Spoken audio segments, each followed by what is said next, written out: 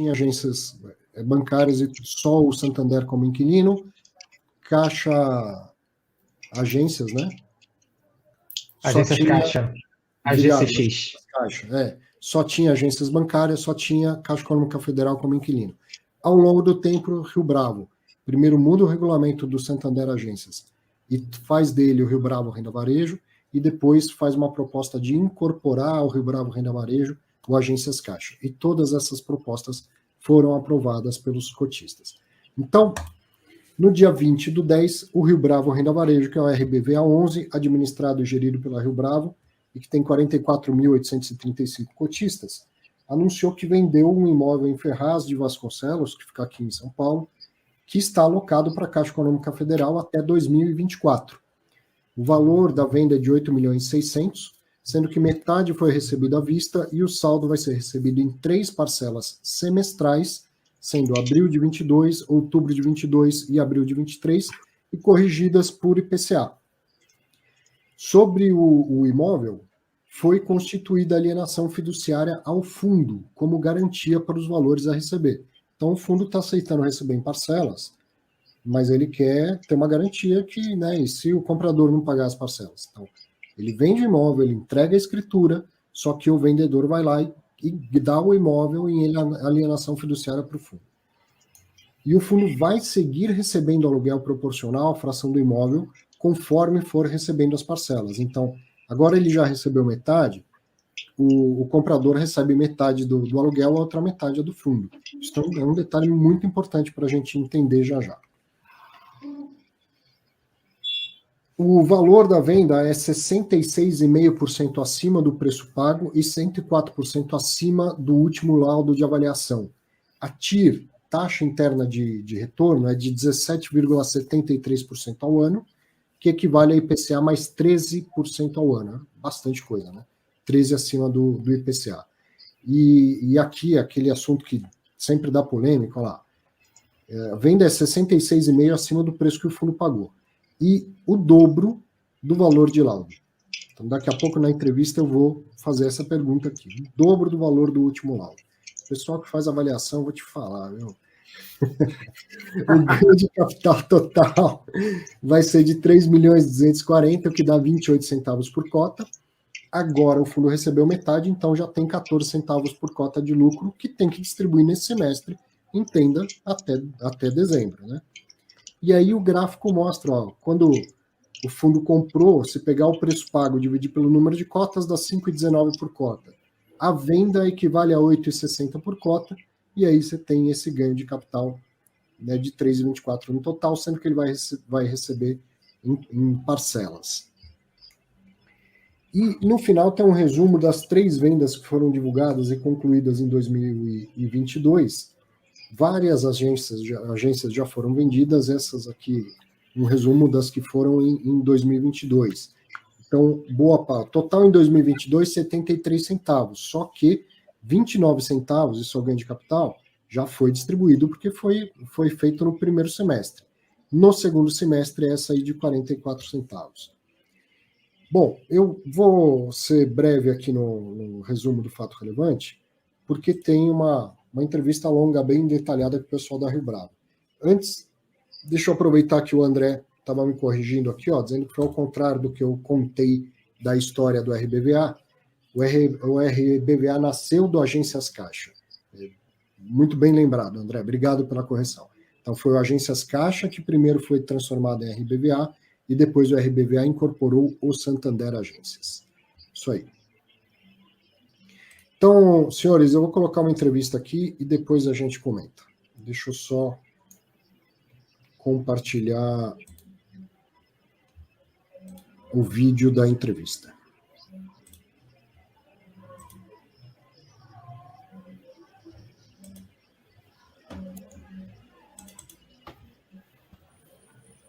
Abner Melo, Alexandre Rodrigues, RBVA no Fatos Relevantes. Muito bom ter a presença de vocês e muito legal esse fato relevante. Aí tem muita coisa para a gente aprender. Estou bem curioso com os detalhes aí. Prazer, legal. Obrigado pelo convite. Um prazer como sempre, Arthur. Cara, para a gente... Vocês não têm noção do quanto acrescenta. Eu sei que é importante, vocês falarem com o mercado, dar mais visibilidade, quase ninguém lê o fato relevante, isso que é importante para vocês. Mas vocês entregam muito mais do que recebem, pode ter certeza. Porque a gente, como eu sempre falo aqui no Fatos Relevantes, a gente se informa, só que a gente aprende.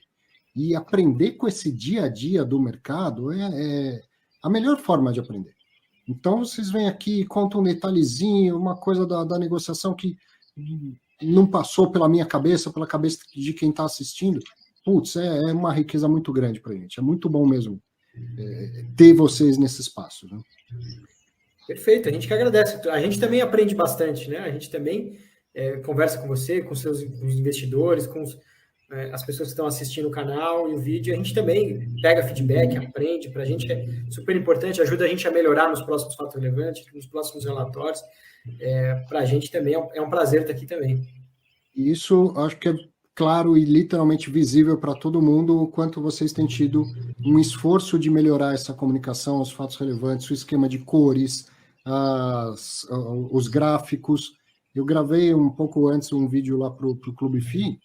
O gráfico já tinha ali mais do que as palavras, né? O preço de compra, o preço de venda, a forma de recebimento, isso tudo ajuda muito, ajuda muito. Perfeito, a gente tem que tentar deixar o máximo mastigado possível a informação, mas o máximo que o cotista puder bater o olho no fato relevante e entender o que a gente fez, melhor, né? Legal. Bom, conta uns detalhes para a gente.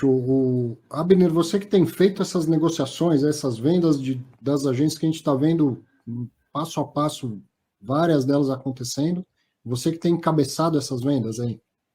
É isso aí, Arthur.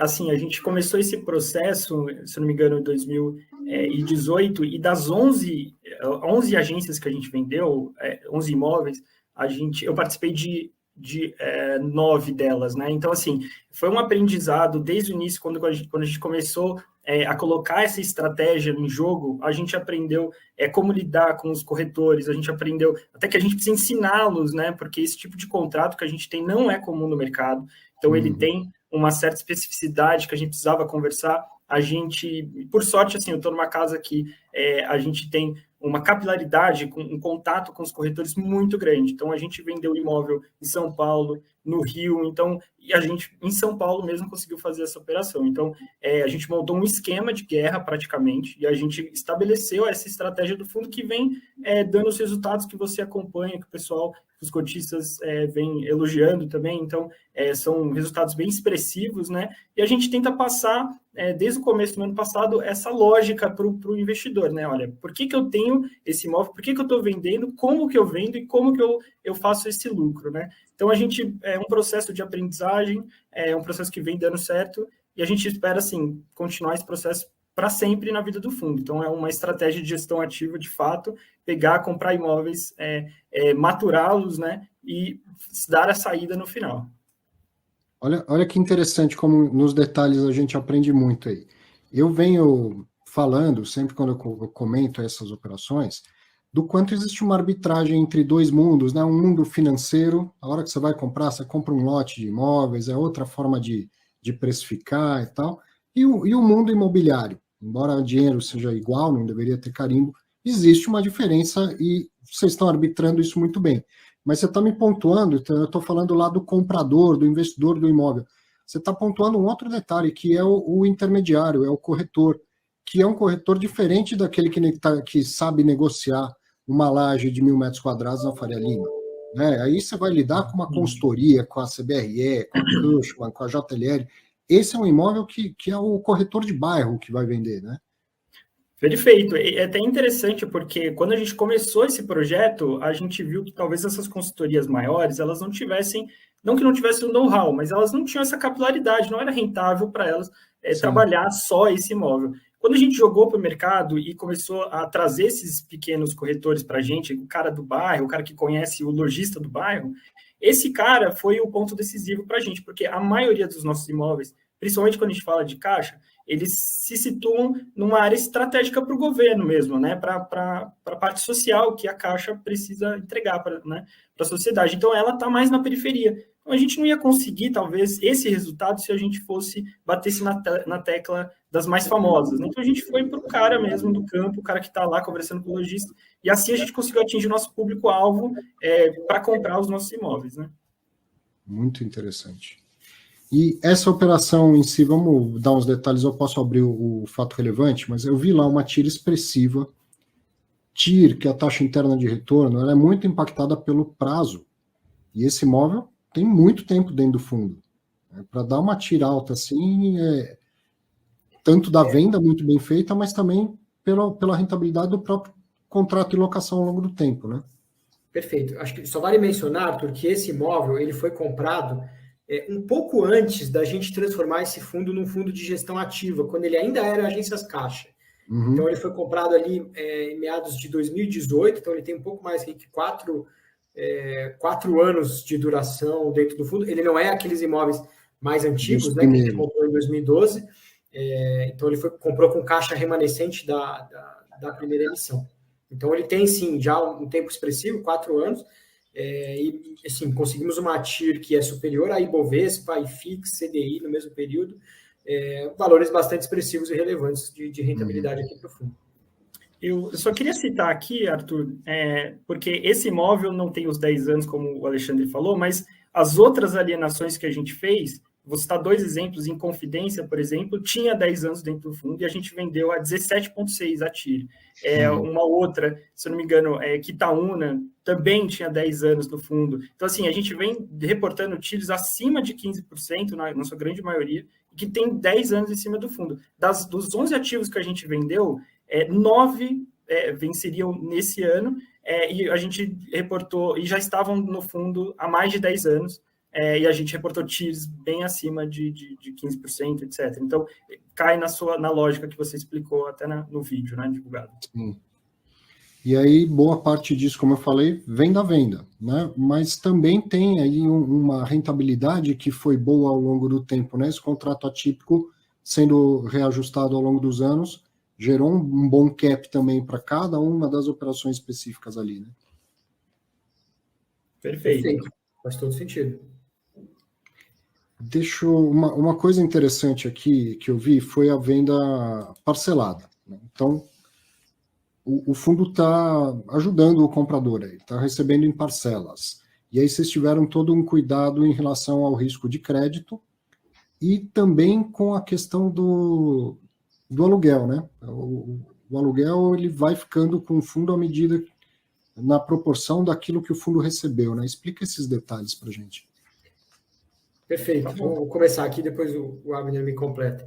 Mas a ideia de fazer essa venda a prazo foi realmente para a gente conseguir uma negociação ganha-ganha também com o comprador. Então, a gente conseguiu colocar o comprador no jogo para comprar um ativo maior, que talvez ele não teria condição sem o financiamento bancário. Então, a gente conseguiu fazer esse financiamento para ele.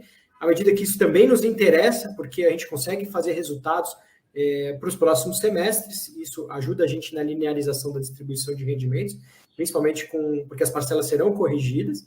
E o principal de tudo, a gente conseguiu fechar o risco de crédito do negócio com um instrumento de alienação fiduciária.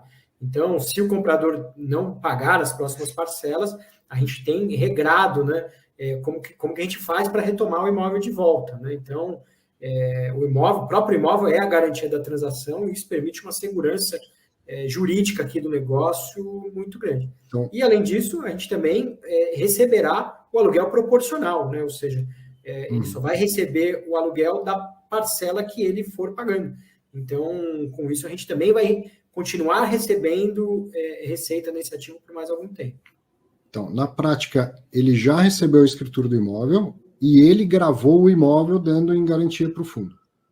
Exatamente isso. E aí, na prática, é como se tivesse retido o imóvel, né? E é interessante, Arthur, porque assim, a gente tem uma estratégia de venda e a gente quer oferir os melhores lucros, o melhor retorno, é possível. Uhum. Só que, para o cara que a gente está vendendo, não é interessante para o fundo ficar no risco da operação, né? Porque a gente não conhece extremamente a pessoa, né? Então, enfim... Então, a estrutura da alienação fiduciária permitiu a gente tomar um risco muito controlado. né? Na verdade, a parte financeira da operação ela fica de pé e a gente não tem nenhum tipo de risco. Até porque a primeira parcela que a gente recebeu foi de 50%, ou seja, no caso extremo da gente retomar o imóvel, a gente ainda mantém dentro do fundo um lucro, ou seja, a gente conseguiu fechar todas as pontas aqui dessa operação. Se fosse um fundo de crédito, você estaria me dizendo que o LTV da operação é de 50%. Quer dizer, você já recebeu metade e tem o imóvel inteiro dado em garantia por outra metade só do que tem a receber, né? Exatamente, perfeito.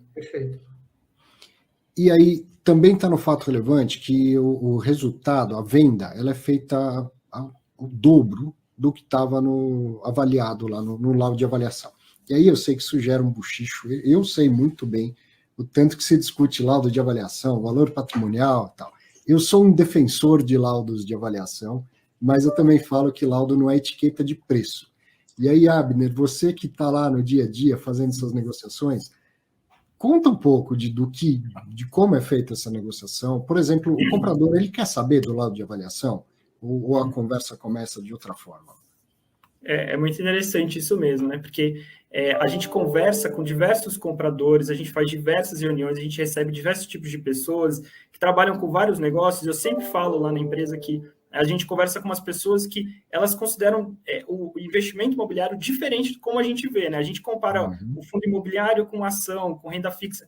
Às vezes, na cabeça dessas pessoas, elas veem diferente, né? Então, ou seja, o cara, ele trabalha no campo, então ele considera o patrimônio dele, a quantidade de bois, né, que ele tem. Então, o cara, ele trabalha em uma outra operação, então ele considera o patrimônio dele diferente, né? Então, assim, esse cara, ele não está olhando e fazendo a conta na vírgula como a gente está fazendo, né? Então, ele quer comprar o imóvel porque ele quer ter, às vezes, uma operação ali, às vezes ele não se importa da Caixa, do Santander, etc., o inquilino sair, porque ele quer colocar a própria operação. Às vezes, ele até tem um apego afetivo pela região, já aconteceu isso com a gente. Então, ele quer muito estar naquele ponto. E um outro ponto também que a gente vem percebendo é que a avaliação patrimonial, ela serve para dar um norte para a gente indicar qual que é a média naquela região das transações, do fluxo de caixa que normalmente se tem nas locações, naqueles empreendimentos, né? Só que ela não consegue, talvez, traçar exatamente o preço de um imóvel específico. Por exemplo, esse de Ferraz de Vasconcelos, se você colocar o endereço do Google, você vai ver que ele fica numa esquina. Ele tem uma fachada dupla, ele tem uma fachada para uma rua, uma fachada para outra, e é um imóvel extremamente grande, né? Então, você vê ele do começo da rua, você vê ele no final, então é um imóvel muito expressivo. Então, ele tem um valor, só que, claro, você vai pegar agora, na região ali, ela é mais periférica, né? Então, você vai pegar a média dos preços ali da região, você não vai colocar um preço muito alto, porque não é isso que reflete a região. Só que ele é único, o imóvel ali é único. Então, o cara, ele tem uma propensão a pagar mais por aquele imóvel do que está efetivo, o que está no book, né? O que está no nosso balanço.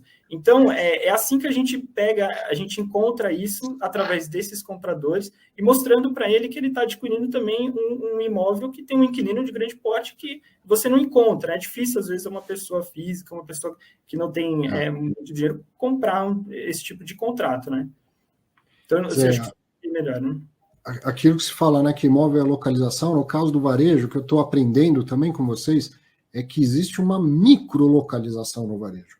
É uma boa região, uma boa rua, sim, mas tem um pedaço da rua que vale mais do que os outros quarteirões da rua, né? Perfeito. E uma coisa interessante, apesar das agências bancárias terem sofrido um certo ceticismo do mercado, isso é bastante comum que aconteça exatamente em agências bancárias, porque são imóveis que os bancos lá atrás, em algum momento, queriam pegar o melhor ponto que tinha naquela região, e o banco estava disposto, normalmente, a pagar mais do que os outros varejistas, e com isso, as agências bancárias têm, normalmente, esse perfil de estar na melhor esquina, na melhor rua possível, no melhor ponto, e isso tem muito valor, né? Isso tem muito valor para um novo varejista que for ocupar, ou para o próprio banco. Legal.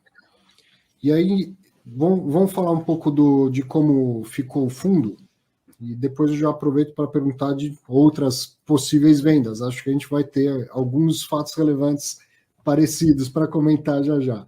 Mas aí no final desse fato relevante, vem um resumão aqui, sobre as vendas mais recentes, né? Isso mesmo. Então, é interessante, né? A gente fez... essa tela, na verdade, está mostrando essas vendas mais recentes, né? Mas se você colocar um pouquinho abaixo, você vai ver que tem um resumão de todas as operações que a gente fez, né? Então, a gente conseguiu alienar um total de mais de 100 milhões de reais. Lembrando que 9 ativos desses 11 venceriam agora em 2022, ou seja, mais de 80% das vendas são de imóveis com contratos que se encerrariam em 2022. Então, assim, a gente uma estratégia de venda direcionada, né? A gente conseguiu gerar 34 milhões de reais em lucro, né? Então, dá quase 3 centavos por cota. E a gente ainda gerou mais R$2 por cota, né? 24 milhões acima do book, acima do laudo de avaliação. Ou seja, isso cai, com certeza, nesse tipo de investidor, mas também na competência aqui da casa de conseguir entregar e encontrar esse cara, né? Uhum. Isso tudo acontece, assim, a gente está falando de fundos que existem há 10 anos, mas isso começa a acontecer de uns 3, 4 anos para cá, né? Quando eles nasceram, eram fundos lá de gestão passiva para carregar esses imóveis e ter que ter os inquilinos. Começa a importância de entender a natureza, o valor de cada ativo especificamente, quando viram um fundo para gestão ativa, né? Perfeito. As vendas realmente começaram quando a gente transformou o fundo em gestão ativa, e aí, a partir daí a gente conseguiu capturar esses ganhos também. A gente enxerga muito valor nessa diversificação, né, Arthur? Porque, poxa, a gente dilui, com essas vendas, a gente está diluindo, né, a participação nesse segmento, do fundo nesse segmento, e a gente se expõe um pouco mais em outros segmentos do varejo. Então, poxa, na pandemia a gente o varejo comum ficou fechado por grande parte do tempo, né? Só que a gente tem uma exposição em varejo alimentar, por exemplo, que foi considerado serviço essencial. Então, assim, a gente consegue manter um nível de renda. Claro que a gente consegue manter um nível de renda em qualquer cenário, né? Então, a diversificação é muito boa por isso. É claro que as agências ainda representam grande parte da receita do fundo, mas a gente vem trabalhando nisso. Então, assim, só de capital investido, a gente era 100% agência, hoje são só 60%, 40% do fundo está exposto em outros segmentos do varejo. A gente pretende continuar isso até que a gente chegue numa meta de trazer isso para 20% do fundo, né? Agências representando 20% do fundo. E tem, assim, a agência bancária em si, ela não acabou, certo? Ela está reduzindo, e ter uma parte do portfólio em agências, eu acho que vai ser natural e estratégico, é só não ser tão concentrado em agências quanto era por ter sido assim no início do fundo, né? Perfeito, exatamente isso, Arthur. A gente não tem nada contra o segmento de agências bancárias. Acho que é o segmento, inclusive, todas as nossas vendas até então foram de agências e a gente conseguiu retornos bastante expressivos nesse segmento. Então, é um segmento que a gente continua acreditando. Porém, como o fundo nasceu sendo 100% agências, hoje é 60%, a gente acha que ter um portfólio variando entre 20% e 30%, como a Abner comentou, é algo saudável para o fundo e ter outros segmentos de varejo também. Então, essa diluição, ela acontece a conta-gotas à medida que vai vendendo cada um dos imóveis, e ela é mais expressiva quando você consegue fazer novas aquisições, principalmente novas emissões e novas aquisições. Tem compra no radar, o principal dessas vendas, ela vai ser reinvestida de que maneira? A gente acredita que com esse montante que a gente levanta em agências pequenas, né, a gente está falando de 4 milhões apenas que a gente levanta com uma venda como essa, o ideal para esse caixa é a gente até reforçar o caixa. A gente tem uma situação de dívida bastante confortável, o fundo tem aproximadamente 15% de dívida, né, sobre o patrimônio, então a gente tem uma situação de dívida confortável, a gente tem caixa suficiente para pagar as amortizações do próximo ano, e à medida que a gente vai vendendo essas agências pequenas, né, isso também ajuda a gente a reforçar o caixa para ir continuando esse cronograma de amortização. A gente comprar um outro ativo de varejo de 4 milhões, simples, parece que é pouco, a gente vai acabar competindo com o mesmo comprador que a gente está vendendo os nossos ativos. Então, a gente acredita que é melhor a gente fazer uma compra com mais escala, com mais volume, e isso pode vir, claro, da reciclagem, ou pode vir de uma eventual emissão de cotas, quando o mercado estiver melhor e a cota do fundo estiver acima do valor patrimonial novamente. Legal. Deixa eu fazer uma pergunta sobre aqueles imóveis que ainda não têm a situação dos documentos regularizados. Tem um acordo com a Caixa, se chegar numa determinada data, ela tem que comprar esses imóveis de volta, é isso? Sim, Arthur, a gente tem um contrato, né, de compra e venda com a Caixa. A Caixa tem a obrigação de fazer a regularização desses imóveis. Óbvio que não é interessante nem para o fundo, nem para a Caixa executar, enfim, uma opção que seria, obviamente, de volumes relevantes e expressivos, né? A nossa intenção aqui maior é a gente renovar com a Caixa em patamares que sejam interessantes para a gente e que consigam, enfim, minimamente manter a rentabilidade do fundo. Esse tem sido o nosso objetivo principal aqui nessas negociações com a Caixa, tá? A gente tem agora duas negociações super importantes por vir, né, tanto com a Caixa quanto com o Santander, das agências que vencem agora em 2022. A gente está bastante otimista com esse processo, né? A gente deve ter já o resultado dessas negociações saindo nos próximos 30 ou 60 dias. Então, assim, a gente está já muito próximo de poder anunciar aqui o resultado dessas negociações para os investidores. A gente até nos nossos webcasts e relatórios mensais tem passado uma previsão de distribuição de rendimentos com base no potencial dessas negociações, então, que varia ali entre 73 até 93 centavos por cota, mais ou menos. Então, 73 seria o cenário mais conservador possível, e mais do que 90 centavos é o nosso cenário meta, que a gente acredita que consegue, e o que a gente está trabalhando aqui muito ativamente para conseguir. Então, mesmo aqueles que o imóvel ainda não, que o fundo não tem a escritura do imóvel, porque a Caixa não providenciou a documentação, eles podem ser renovados. A Caixa permanecer lá ocupando. A gente pode prorrogar, né, a nossa opção de venda mediante uma contrapartida de renovação também dos contratos de locação. A gente pode fazer isso. É uma possibilidade. Legal.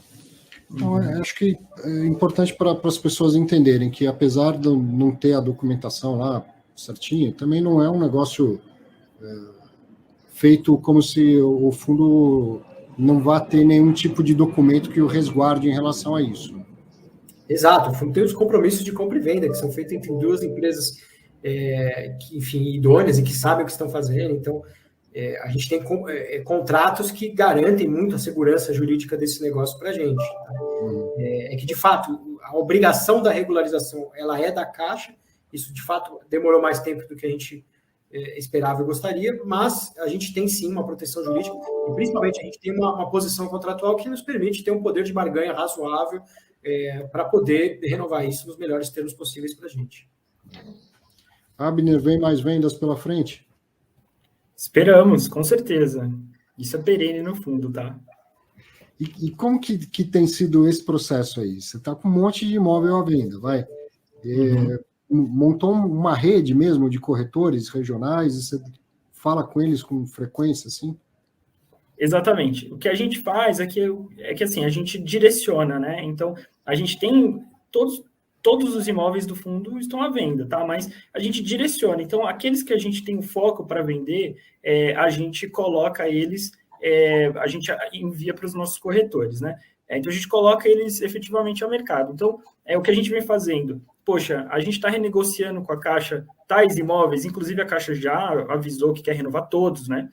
Então, a gente está negociando tais imóveis, eu não tenho certeza com relação ao valor de locação, então eu não vou deixar o dinheiro na mesa. Esse imóvel eu não vou negociar no momento, eu vou negociar mais na frente. Então, assim, o que a gente vem fazendo é tentando colocá-los, indicá-los quais imóveis eu quero vender. Tanto é que os imóveis que vencem 27, 28, 29, não é a nossa prioridade. A gente vende quando é muito bom. O caso de Uberlândia foi esse. Foi uma proposta irrecusável, né? Então a gente acabou vendendo. Mas a gente tem essa rede de corretores, então isso foi construído ao longo de muito e muito tempo, tá? Então a gente tem outras, no fundo aqui na casa, né? A gente tem outras estratégias, residencial, corporativo, educacional, então todas elas acabaram tendo um tipo específico de corretores, né? Então a gente tem uma base grande, a gente envia para todos eles, tá? Muito legal. Gente, obrigado mais uma vez, viu? Sempre bom ouvi-los e espaço aberto aqui. Espero que tenha muitos outros fatos relevantes do RBVA para a gente comentar. Com certeza, esperamos também, Arthur. Vai ser um prazer voltar aqui para falar de todos esses assuntos mais para frente. Valeu. Obrigado, Obrigadão. Abraços.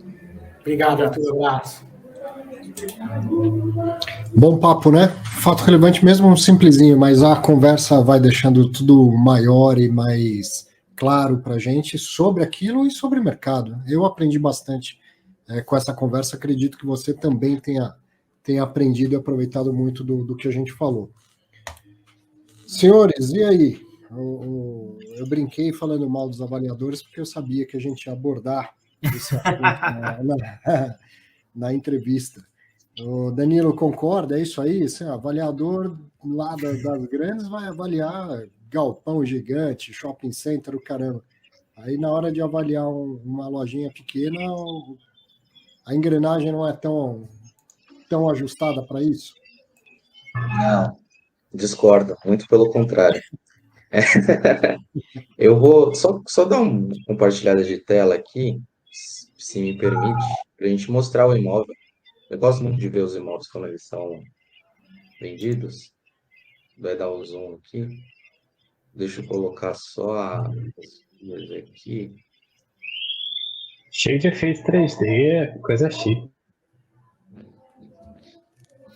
Então, beleza, achou o imóvel. Fica aqui, não é numa principal, né? Se for ver, a principal tá aqui, né? Uhum. Fica mais para trás. De esquina, como o Abner falou, realmente é uma vantagem, mas ser de esquina já entra no critério, né, de apreciação ou de depreciação quando você vai fazer uma avaliação de um imóvel. Então, o que o cara que está... Eu trabalhei na Cushman, na célula de varejo, eu ficava mais com a parte dos fluxos de caixa, mas a gente também tinha a parte que avaliava agências e galpões também, tem a parte dos escritórios, então cada célula fazia a sua especialidade, né? Então aqui a gente vê que realmente não tem nada muito parecido com esse imóvel, né? Você vê que tem uma vocação comercial, né, nessa rua, né? De fato, você vê pequenos mini comércios, mas nada que seja comparado ao imóvel. Então, quando o avaliador ele pega um imóvel desse, são levantados os valores de mercado, e esses valores de locação, você vê que não tem nada desse tamanho. Você fala, putz, mas você vai comparar coisa que não é do mesmo tamanho, coisa que não é do mesmo padrão, você vai chegar no valor errado. Mas existem métricas que fazem essa correção. Ou você aprecia o seu imóvel em relação aos demais, ou deprecia dependendo das condições de mercado. Então, você vai ter uma lista de valores de locação, já considerando duas frentes, considerando o padrão, apreciando o seu valor de locação e aplicado um cap rate para determinar o valor justo, né? O que seria justo. E o Abner falou, mas ali entrou um valor, ele até anotei aqui, apego emocional, né, que ele colocou. Isso o avaliador não vai levar nunca em conta. Então, apego emocional não entra nunca no valuation, né? E se a pessoa resolve pagar 9 mil reais no metro quadrado no imóvel, não desmerecendo o bairro nem nada, mas nessa distância do centro, numa região, e paga quase 10 mil reais no metro quadrado, é opção do comprador. Isso não vai entrar na conta de quem está avaliando. Quem está avaliando vai falar, putz, em sã consciência, quanto que se pagaria nisso? Existem métricas que são realizadas e dá a metade do que foi negociado, né? Porque foi negociado 100% acima. O justo seria que a alocação do imóvel da Caixa fosse o dobro para poder, por exemplo, aqui numa conta, estou fazendo capitalização direta aqui, tá? Seria necessário que a Caixa pagasse o dobro para poder valer os 9 mil reais no metro quadrado. E não vale 9 mil, deve valer 5 mil, 4.500 nesse caso. Então, e não é fácil avaliar imóveis assim, porque começa a ter muita distorção em termos de fator área, distorção em fator de depreciação, fator de comparabilidade de padrão construtivo, e mesmo assim são feitos ajustes, existem normas que permitem ou não, e aí, vamos supor, você não pode comparar com isso aqui, por exemplo, porque vai distorcer o seu fator, e aí essa amostra simplesmente some porque você está distorcendo muito em relação ao seu comparativo. Então, aí o que você começa a fazer? Você sai daqui e começa a procurar imóveis na região que tenham essa vocação. Então, você não encontrou nada aqui, você vai tentar encontrar para esse lado aqui. Aí, beleza, você faz a pesquisa aqui. Aí você não achou nada aqui. Você achou esse imóvel aqui, por exemplo, essa paróquia aqui que deve ter, por cima, deve ter mais ou menos, eu procuraria ver por aqui, né? Então, vamos tentar ver aqui. Aí você vai fazendo isso, aí você fala, putz, não tem muito a ver, essa aqui é região residencial. Então, é feito esse estudo, e o estudo mostrou que lá vale 4.500. Agora, se vem alguém com apego emocional e resolve pagar 9.000, quase 10 mil reais no metro quadrado, isso não é de controle da pessoa que avalia, né? Claro, claro. Mas é aí que está a possibilidade de arbitragem que os fundos de varejo estão Exato. nos mostrando que tem muita possibilidade de ganhar dinheiro com isso. Então, e também perder. E você vê a dinâmica da âncora e do satélite, né? Volta lá na agência da Caixa, Danilo. Só que assim, também perder, só que você vê a qualidade da gestão de estar fazendo as vendas certas nos imóveis que eles veem que conseguem capturar isso. E assim, dando muito mérito aqui para Rio Bravo agora, porque tratar com gente local é muito difícil, porque eles são muito diferentes, né, nas localidades. Uhum. E o que você queria ver? Esse aqui? Vai para trás aí na rua.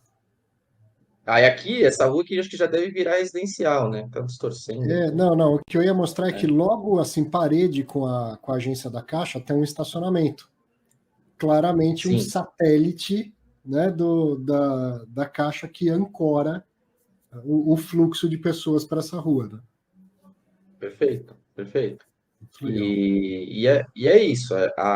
A métrica e existem normas que têm que ser respeitadas. Ah, não, mas isso valia de avaliador para avaliador. Uhum. Não acho muito assim no sentido de que você tem uma mesma amostra. Você pode usar amostras diferentes, só que assim, existe uma regra de consideração entre essas amostras. Então, se a amostra começa a ficar muito distorcida, ela simplesmente cai. Então, tem um range que tem que ser respeitado. Mas, na minha opinião, a venda foi excelente. Muito, novamente, méritos para Rio Bravo, que vendeu muito meio imóvel para alguém que tinha um apego. Foi muito claro a questão do apego emocional. Muito legal. Olha aí, ó, aula de avaliação com Danilo Barbosa no Fatos Relevantes e ainda chegando no imóvel lá, conhecendo o imóvel. Muito legal, Danilo. Show de bola. Eu gosto bastante. Para todos eu faço isso, assim, ver a região e tal. No caso da RBVA, eu estou acompanhando aqui com você em primeira mão, porque eu não tinha nem lido ainda o Fato Relevante e também consegui acompanhar e aí contribuir um pouquinho aí com vocês. E aí, senhores, comentários sobre a operação, sobre o RBVA? Acho que o que a discutiu nos comentários ali, né, que eu concordo, né, realmente, assim, né, a gente essas caixas lá atrás, né, só tinha caixa, o SAG também só tinha o Santander ali, né, quando juntou, né, tinha basicamente os dois, né, e acho que é meio que um mantra aí da gestão, né, reduzir a exposição, né, aos dois inquilinos, né, obviamente, e fazendo oferta, né, é uma maneira de crescer o fundo e diluir, né, a representatividade dos dois, ou então vender os ativos, né, com os lotes. Acho que então, acho que um ponto positivo é esse, né, vender ativo e vender bem, né, assim, acho que se ele vendesse no 0-0, na visão também ficar positivo, né, porque afinal o importante é reduzir o risco específico, né, que deu uma dor de cabeça gigante para o SAG ali, né, lá atrás. E acho que o único problema na minha visão, né, que eu já falei com eles ali, que acho que eles estão aumentando muito, né, vamos dizer assim, né, a exposição à GPA, né, então não adianta nada você ter, entre aspas, né, um duopólio ali, né, das receitas virar um trio, né, agora tem que ter, sei lá, 5, 6 inquilinos, né, 7 lá, que seja representantes, né, então, representativos, né, então acho que o ponto é mais assim, que o fundo está evoluindo, né, de uma maneira positiva, obviamente, né, que tá mais difícil, né, realmente por fazer oferta, tá mais complicado agora nesse momento, mas ele deveria, acho que, e diversificando as suas receitas, né, mais do que está hoje, né, acho que um ponto de atenção, né, isso, né, porque daqui, sei lá, né, 5, 10 anos aí de novo, né, vai ter um estresse com Caixa, vai ter estresse com o Banco do Brasil, e quanto antes ele reduzir, né, esse risco específico, é melhor, né.